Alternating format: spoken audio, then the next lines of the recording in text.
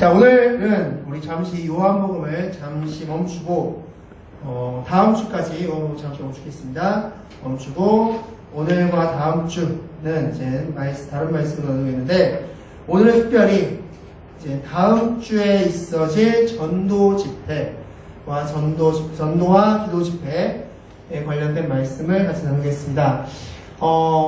다시 한번 말씀드리면, 교회 표어는, 이번 주제 표어는 당신이 전도지입니다 라는 주제로서 오늘 이번 기도회가 시작되고, 그래서 5시부터 6시까지는 식사를 하고, 그리고 6시부터 7시까지 노방전도 밖에 나가서 복음을 전하고, 그리고 7시부터 8시 30분까지 말씀 예배와 그리고 기도를 하도록 하겠습니다.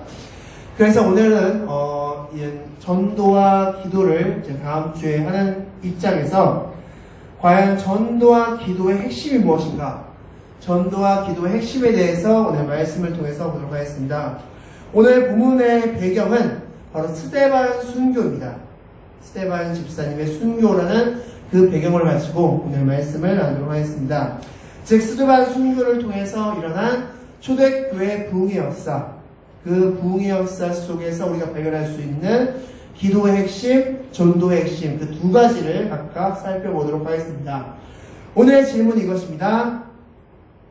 그리스도인은 누구인가? 그리스도인은 어떤 사람들을 그리스도인이라 하는가에 대해서 같이 말씀을 통해서 보도록 하겠습니다. 자, 오늘의 말씀은 이제 사도행전 6장에서부터 시작합니다. 사도행전 5장까지 초대교회의 큰 부흥의 역사가 일어납니다.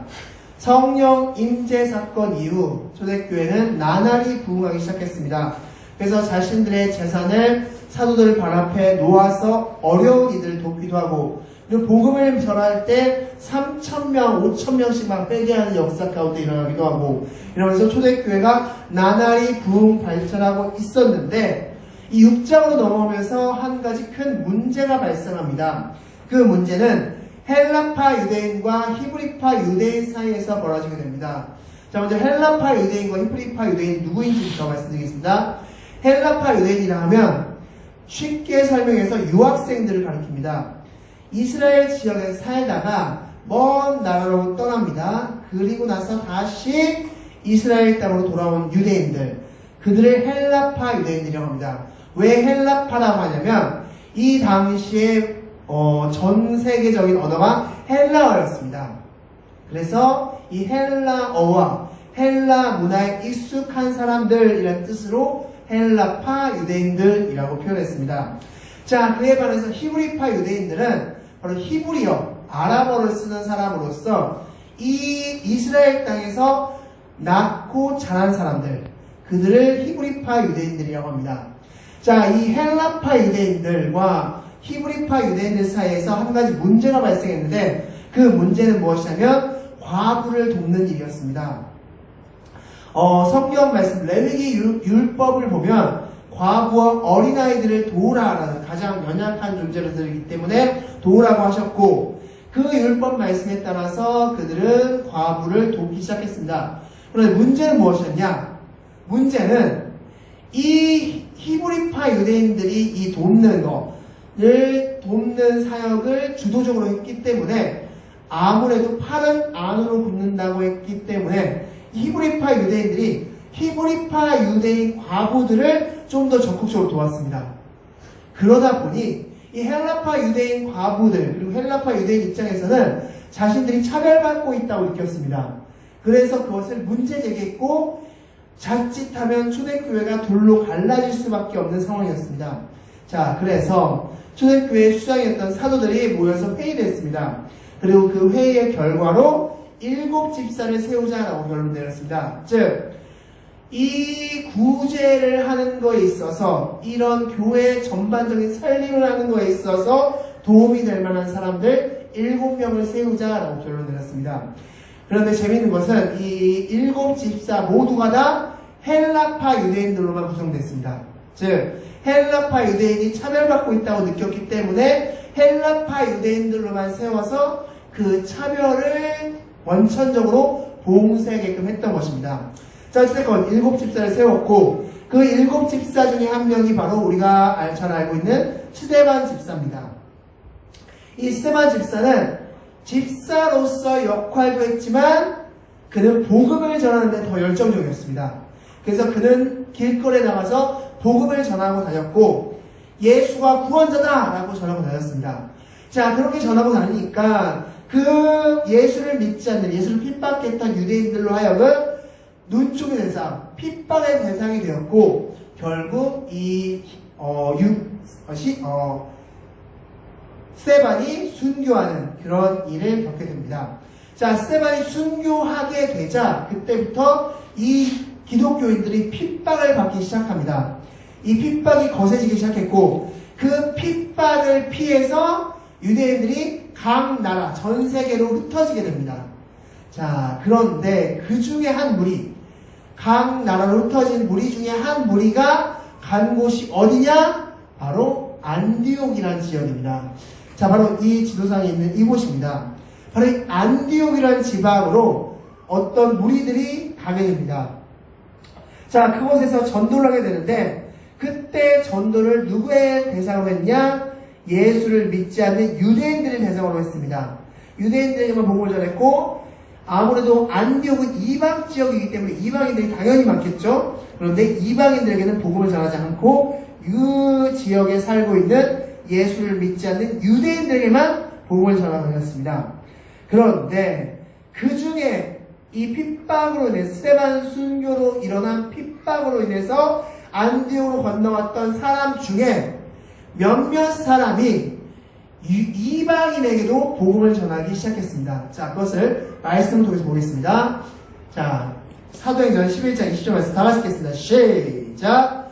그 중에 구브로와 구레네 몇 사람이 안디옥에 이르러 헬라인에게도 말하여 주 예수를 전파하니. 아멘. 자, 그렇게 해서 헬라인에게도 말했다. 즉 이방인에게도 복음을 전했다라고 말씀하고 있습니다. 자, 그렇게 복음을 전하니까 어떤 일이 일어났냐? 21절 말씀 다 같이 읽겠습니다. 시작! 주의 손이 그들과 함께 하시매 수많은 사람들이 믿고 주께로 돌아오더라. 아멘. 어마어마한 부흥의 역사가 일어났다라고 성경을 기록하고 있습니다. 자, 즉 이 안디옥이라는 작은 도시, 이 이방 도시에서 엄청난 부흥의 역사가 일어나게 된 것입니다. 자, 여기서부터 이제 오늘의 말씀이 시작됩니다. 자, 그렇다면 여기서 한 가지 질문을 여러분께 던지도록 하겠습니다. 왜 앞서 말씀드렸듯이 유대인으로서 예수를 믿었던 사람들이 각기 지역으로 다른 세계로 흩어졌는데 안디옥으로 갔던 그 안디옥으로 도망쳤던 그 예수를 믿는 유대인이 유대인에게만 전도를 했다고 말씀드렸습니다. 유대인에게만. 왜 유대인에게만 전도했을까요? 이방인이 훨씬 더 많았을 텐데 왜 유대인에게만 전도했을까요?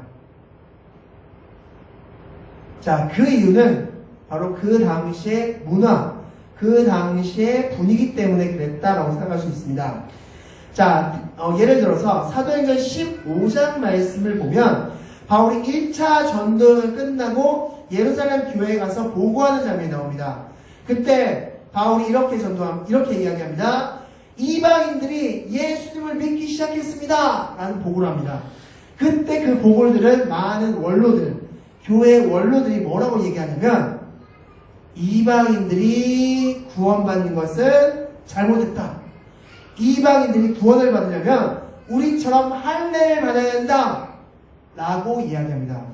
이것처럼 이방인들의 구원은 그 당시 인정되지 않는 분위기였습니다. 자, 그렇기 때문에 많은 유대인들이 다른 나라 가서도 이방인들에게 복음 전하는 것을 꺼려했던 것입니다. 그런데 그 중에 몇몇 사람이 이방인에게 복음을 전했던 것입니다. 자, 그렇다면 질문 드립니다.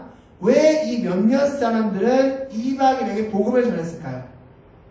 이런 분위기, 이방인들은 구원받을 수 없어 라는 분위기가 팽배했던 시대인데 그 시대 가운데 왜 몇몇 유대인들은 이방인에게 복음을 전했을까? 자, 그것은 앞서 일어났던 한 사건 때문인데 바로 고넬료 사건입니다.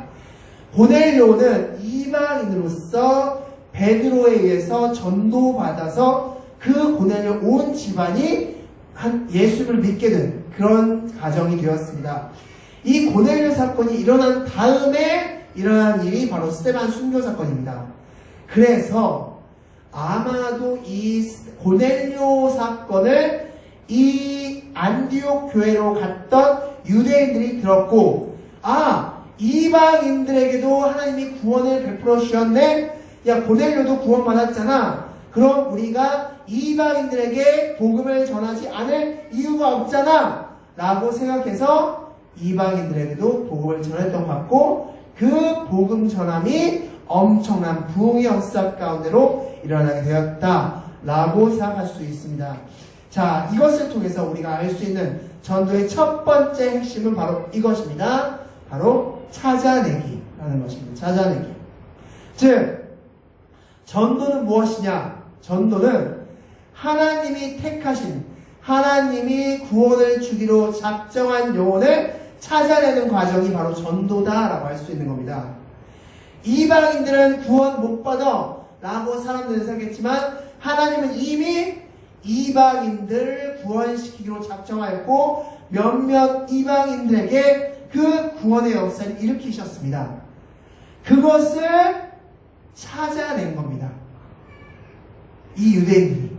그리고 그 유대인의 복음을 들은 또 다른 이방인들이 자기 친구를 찾아내고 또 자기 지인을 찾아내고 모르는 사람들을 전도하고 이러면서 안디옥 교회가 부흥했던 것입니다.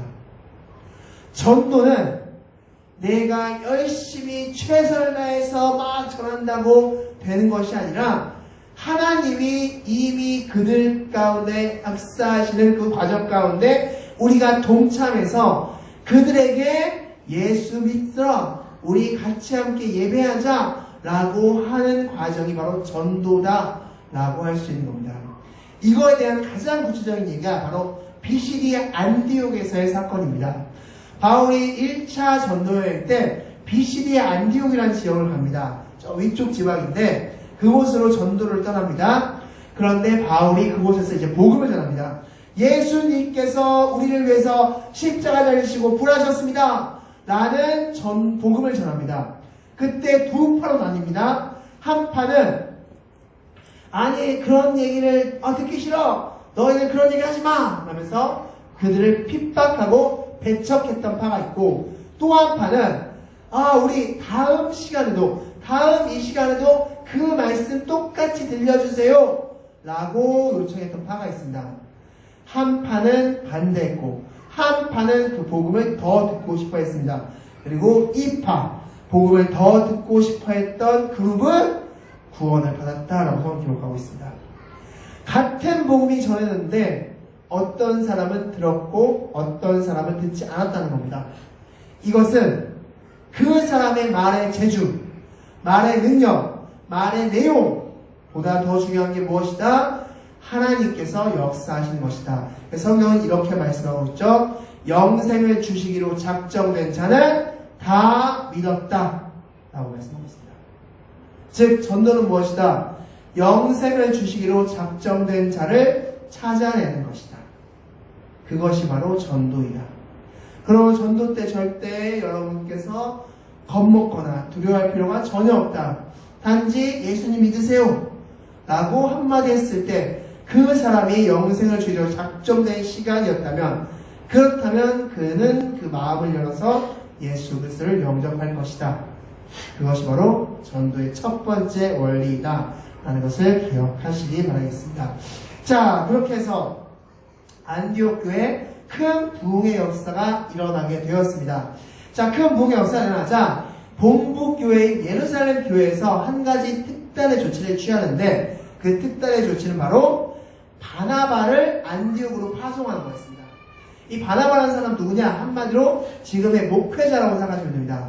목사인 바나바를 안디옥 교회로 파송했습니다. 그런데 이 바나바가 그냥 혼자 간 것이 아니라 어떤 누구를 같이 데리고 왔는데, 그 데리고 간 사람이 바로 바울이라는 사람이었습니다. 바울은 하나님 예수 그리스도를 다메섹 도상에서 만난 다음에 자신의 고향인 다소에서 머물면서 하나님의 뜻을 기다리고 있었던 찰나였습니다. 그때 바나바가 바울에게 찾아갔습니다. 그리고 나서 말했습니다. 바울 선생님, 제가 당신의 소문은 익히 들어 잘 알고 있습니다. 나와 함께 안디옥 교회로 가십시오.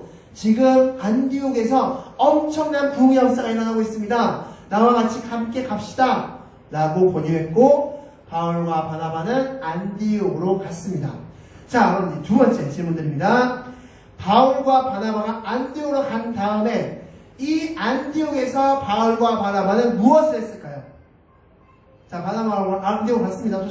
안디옥에 도착했습니다. 그 다음에 바울과 바나바가 한 일이 무엇일까요? 자, 말씀을 통해서 보겠습니다.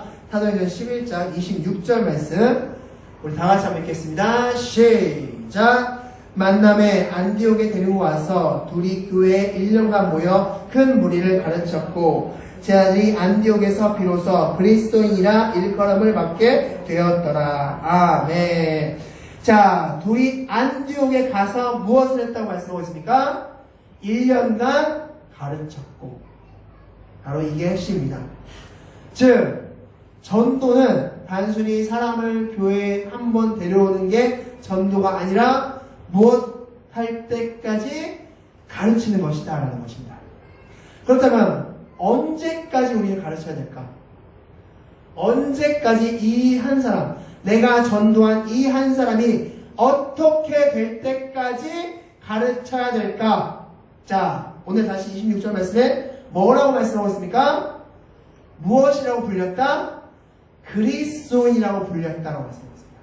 즉, 그 사람이, 여러분이 누군가를 전도해 왔습니다. 그 전도해 온 사람이 그리스도인이라고 불릴 때까지 가르쳐야 된다라고 말씀하고 있습니다. 그리스도를 불릴 때까지. 그렇다면 이 그리스도인이라는 게 무슨 뜻일까요? 그리스도인. 오늘 앞서 질문드렸던 바로 그 질문이죠. 그리스도인은 무슨 뜻일까요? 그리스도인. 자, 우리가 흔히 교회에 다니는 사람들은 그리스도인이라고 표현합니다. 그런데 이 그리스도인이라는 뜻의 원어를 살펴보면 조금 더 깊습니다. 자, 이 그리스도인은 원어로 크리스티아누스라는 뜻을 가집니다. 크리스티아누스. 근데 이 크리스티아누스라는 뜻이 무슨 뜻이냐? 바로 예수를 닮은 자, 예수를 따라가는 자라는 뜻을 가지고 있습니다. 즉, 여러분이 누군가를 전도해 와서 그 사람이 이 이야기까지 들을 때까지 여러분은 교육 과정에 있어야 되는데 그 소리는 어떤 소리냐? 당신 그리스도인이시네요. 이제 그리스도인이 다 되셨습니다. 라는 이야기입니다. 즉, 당신 예수님을 닮았습니다. 당신 예수님의 길을 가고 있군요. 라는 이야기를 들을 때까지 우리는 그 사람을 전도해야 된다라고 말씀하고 있습니다. 즉, 전도는 한번 교회에 왔다 가는 것이 아니라 그 사람이 그리스도인이 될 때까지 하는 것이다. 그래서 바울과 바나바는 1년 동안 전도되어 온 이방인들을 상대로 그리스도인이 되게끔 교육을 시켰습니다. 예수 그리스도가 누구인지를 열심히 가르쳤습니다. 그리고 1년이 되었을 때 주변에서 예수를 믿지 않았던 주변에서 이들을 바라보면서 야, 당신들 그리스도인이네 라고 말해 주었다라고 말씀하고 있습니다. 그래서 두 번째, 전도의 두 번째 핵심은 바로 교육하는 것입니다. 그리스도인이라는 이야기를 들을 때까지 교육하는 것, 그게 바로 전도의 두 번째 핵심이다 라고 말씀드릴 수 있습니다. 자, 이렇게 해서 안디옥 교회에 바울과 바나바가 가서 1년 동안 열심히 교육을 했습니다. 자, 그리고 나서 이 다음에 큰 두 가지 사건이 일어납니다. 자, 하나의 사건은 흉년 사건이고 하나의 사건은 죽음 사건인데, 자, 먼저 이 두 사건 모두 언제 일어났느냐? 바로 글라우디우스 황제 때 일어났다라고 말씀하고 있습니다. 자, 글라우디우스 황제는 바로 이 사람입니다. 로마의 4대 황제입니다. 네, 네로의 아버지입니다. 우리가 잘 알고 있는 네로, 그 네로의 아버지가 바로 이 글라우디우스입니다. 이 황제 때 이러한 두 가지 큰 사건이 있었습니다. 자, 이 사건 하나는 뭐냐면 흉년 사건입니다. 흉년 사건. 어떤 사건이냐? 하나님께서 전 세계적으로 흉년을 내리신 겁니다. 그런데 여기서 중요한 건 뭐냐? 이 흉년을 내리신 것을 안디옥에 있던 한 선지자에게 말씀해 주신 겁니다.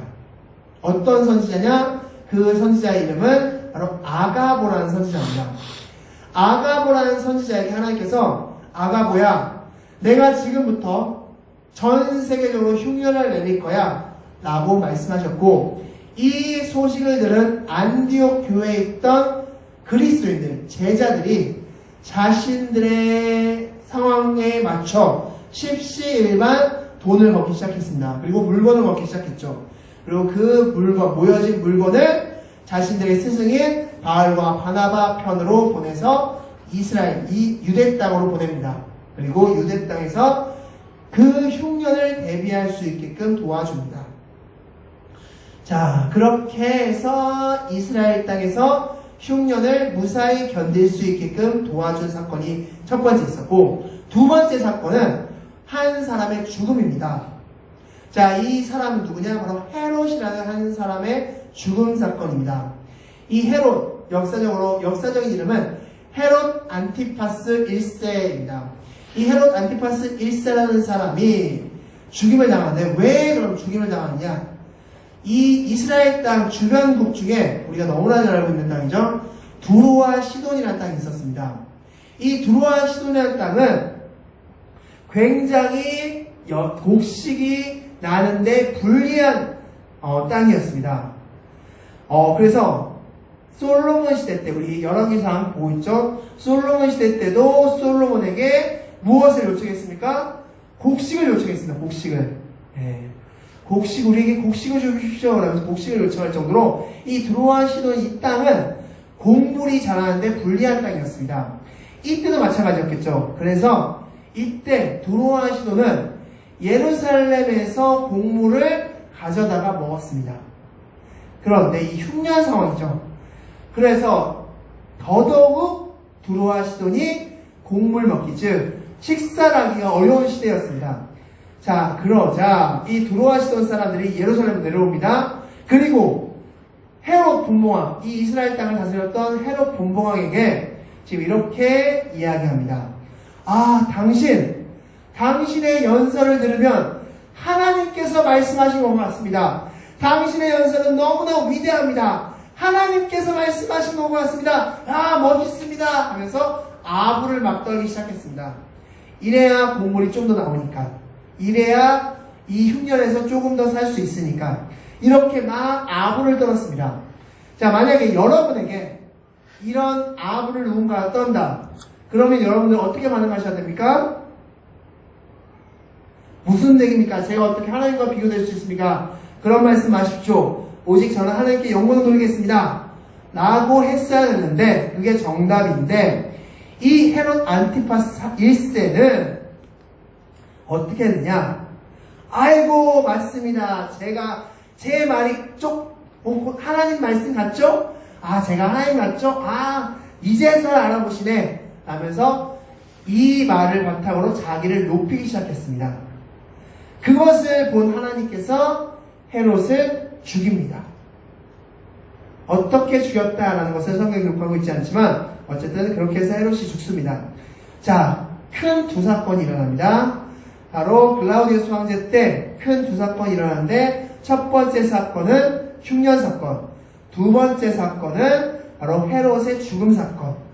이 두 사건을 겪으면서 어떤 생각이 안디옥 교회 가운데 일어났냐? 이 세상의 주인은 하나님이시구나.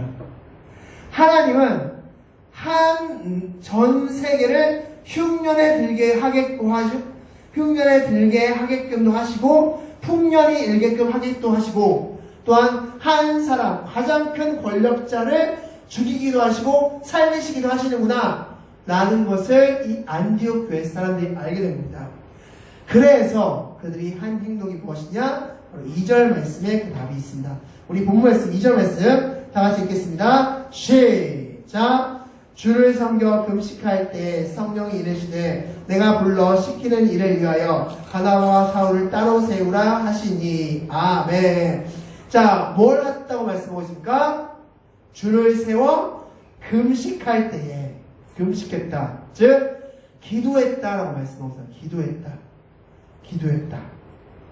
자, 기도하면서 그들은 무엇을 했냐면 하나님의 뜻을 물었습니다. 하나님, 우리 안디옥 교회가 이렇게 부흥 발전했는데 이 다음에 무슨 일을 할까요? 어떤 일을 해야지 하나님께서 원하시는 일을 하는 겁니까? 라고 물었습니다. 여기서 우리가 기도의 첫 번째 핵심을 찾아볼 수 있습니다.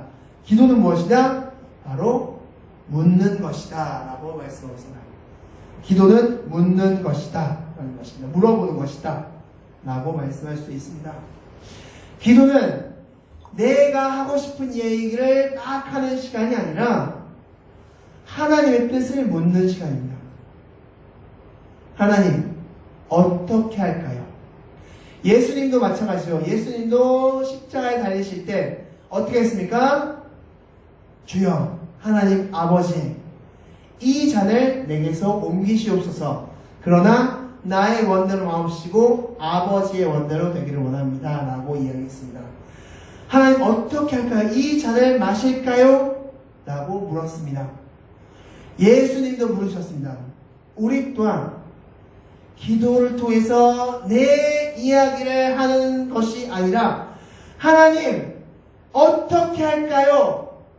어떻게 하는 게 하나님의 뜻입니까? 라고 묻고 그 답을 듣는 시간입니다. 안디옥 교회 사람들은 모두 모여서 금식 기도하면서 하나님의 뜻을 물었습니다. 하나님 어떻게 할까요?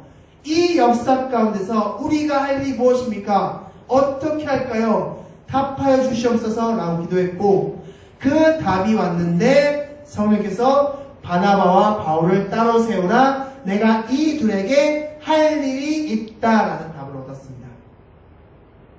기도는 내 뜻을 관철시키는, 설득시키는 작업이 아니라 하나님의 뜻을 묻는 시간이다 라는 것을 기억하시기 바라겠습니다. 자, 그렇게 해서 하나님께서 말씀하셨습니다. 바나바와 바울을 따로 세우라, 이들에게 할 일이 있다 라고 말씀하셨습니다. 자, 그리고 나서 따로 세웠죠. 준비시켰습니다. 그리고 나서 이 다음에 안디옥 교회 사람들이 한 일이 무엇일까요? 그 일이 3절 말씀입니다. 3절 말씀 다 같이 읽겠습니다. 시작. 이에 금식하며 기도하고 두 사람에게 안수하여 보내니라. 아멘. 뭐 했다고 말씀하셨습니까? 안수하며 금식 기도했다. 또 기도했습니다. 또 기도. 자, 질문 드리겠습니다. 하나님께서 분명히 뜻을 말씀해 주셨습니다. 하나님, 어떻게 할까요? 야, 이 둘을 따로 잘 세워. 내가 시킬 일이 있어. 답을 들었잖아요. 답을 들었는데 왜 또 그들은 금식 기도를 했을까요? 왜 또 금식 기도를 했을까요? 하나님께서 말씀하신 답, 하나님의 답을 들었음에도 왜 또 기도했을까요? 자, 이것이 바로 기도의 두 번째 핵심입니다.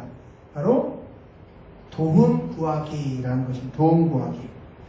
자, 즉 하나님께서 하나님의 뜻을 우리가 알았다 하면 그 다음에 우리가 기도해야 될 것은 이 일이 하나님 안에서 잘 이루어질 수 있도록 계속적으로 기도하는 것입니다.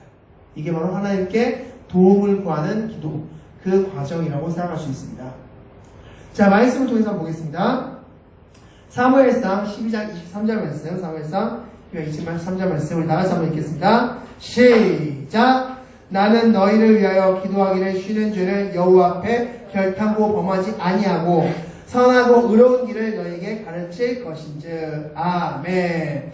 자, 질문드립니다. 기도하는 걸, 쉬는 걸 죄라고 표현했습니다. 왜 죄일까요?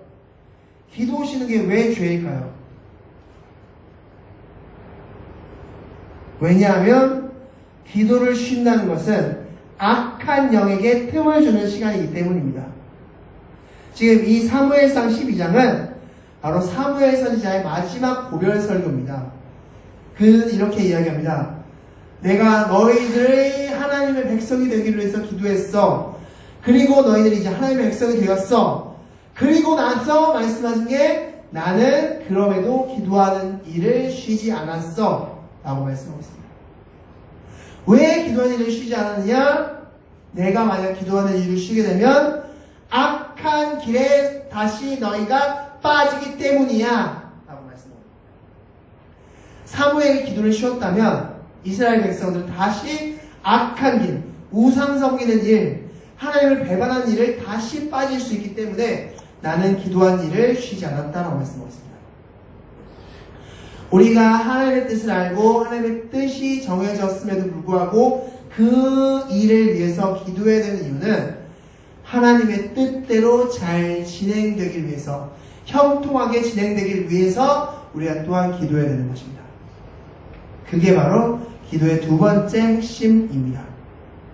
기도는 하나님의 뜻을 위해서, 뜻을 구하기 위해서 기도하는 것, 플러스 하나님의 도움을 얻기 위해서 기도하는 것, 이 두 가지가 모두가 다 기도의 목적이다 라고 할 수 있는 것입니다. 그래서 기도는 바로 뜻을 구하는 기도, 도움을 구하는 기도, 이렇게 하나님께서 여러분께서 기도하셔야 된다는 것을 기억하시기 바라겠습니다. 말씀을 정리하겠습니다. 오늘은 스데반 순교 사건을 시작으로 된 바로 안디옥 교회 부흥을 통해서 본 전도와 기도의 두 가지 핵심에 대해서 같이 말씀을 통해서 보았습니다. 전도의 핵심, 그 첫 번째는 바로 찾아내는 것이다. 전도는 하나님께서 마음을 열어주신, 영생을 주시기로 작정된 자들을 찾아내는 과정이다. 두 번째, 전도는 단순히 교회에 왔다고 해서 끝나는 것이 아니라 교육해서 그들을 그리스도인으로 삼는 것까지가 전도이다 라는 것을 기억하시고, 두 번째, 기도는 무엇이다? 내 뜻을 관철시키거나 내 뜻을 하나님께 설득시키거나 내 뜻을 주장하는 시간이 아니라 기도는 하나님께서 말씀하시는 것을 듣는 시간, 묻는 시간이다. 그리고 답을 듣는 시간이 기도이다 라는 것이고, 또한 기도는 하나님의 뜻대로 일이 진행될 수 있도록 하나님의 도움을 구하는 시간이다. 이게 바로 기도라는 것입니다. 다음 주부터 이제 저녁 시간 때 우리가 기도, 전도 집회를 같이 나눕니다. 오늘 이 다음 주부터 있어야지. 그리고 앞으로 여러분 평생 살아감에 있어서 전도와 기도를 할 때 이 두 가지 핵심들을 각각 기억하시면서 행하시는 여러분들이 되겠습니다.